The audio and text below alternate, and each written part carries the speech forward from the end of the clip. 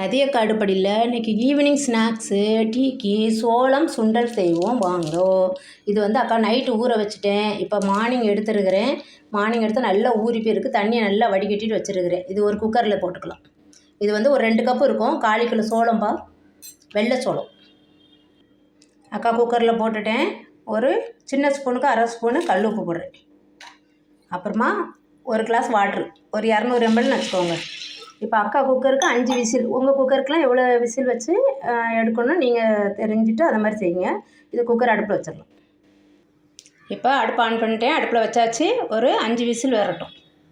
இப்போ அடுப்பை ஆஃப் பண்ணிவிட்டு விசில் எடுத்து விட்டுட்டேன் அக்கா. இப்போ சோளம் வெந்திருக்கான்னு பார்க்கலாம். தண்ணி எவ்வளோ மீதி கொஞ்சம் இருந்துச்சுன்னா வடிகட்டிக்கலாம். சோளம் நல்லா வெந்துருச்சு. நம்ம இப்போ கொஞ்சம் தண்ணி இருக்குது, வடிகட்டிக்கலாம். வடிகட்டி எடுத்து வச்சுட்டேன் அக்கா. இப்போ தண்ணியை வடிகட்டிட்டேன்.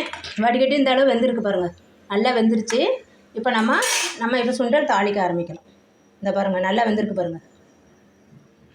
ஓகே அக்கா, ஒரு வடை சட்டியை காய வச்சுருக்கேன். இது சத்துள்ள ஹெல்த்தியாக நம்ம செய்கிறதுனால 1 ஸ்பூன் தான் ஆயில் விட்டுருக்கேன். ஒரு 1/4 ஸ்பூனு கடுகு நல்லா பொரியட்டும். இது உளுத்தம்பருப்பு ஒரு 1/2 ஸ்பூன் எடுத்துருக்கேன்.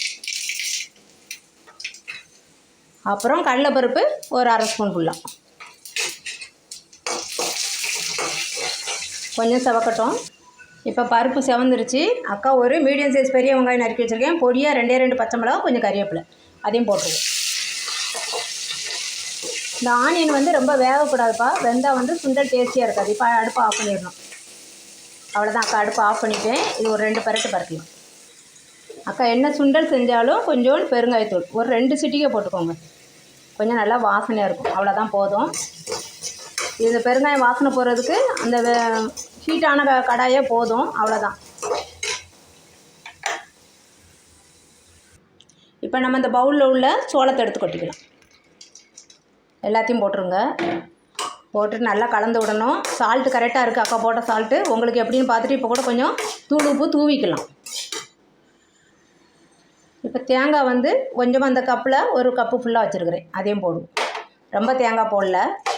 எவ்வளோ வேணாலும் போட்டுக்கலாம். நம்ம டேஸ்ட்டுக்கு தான் தேங்காய். எவ்வளோ வேணாலும் போட்டுக்கலாம். நல்லா கலந்து விட்டுட்டு டேஸ்ட்டு பார்த்துக்கோங்க.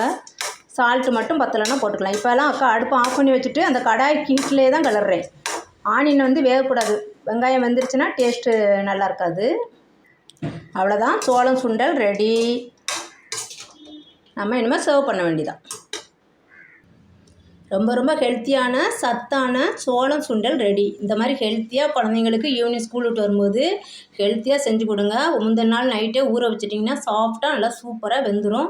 ரொம்ப டேஸ்டியாக இருக்கும்பா. இந்த மாதிரி சுண்டல் செஞ்சு கொடுத்துட்டு அக்காவுக்கு கமெண்டில் எப்படி இருக்குது சொல்லுங்கள். ரதிய காடுப்படிக்கு சப்ஸ்கிரைப் பண்ணுங்கள், லைக் பண்ணுங்கள், ஷேர் பண்ணுங்கள். 2 மினிட்ல ரெடி ஆயிரும் நம்மளுக்கு இந்த சோளம், வெள்ளை சோளம் சுண்டல். தேங்க்யூப்பா.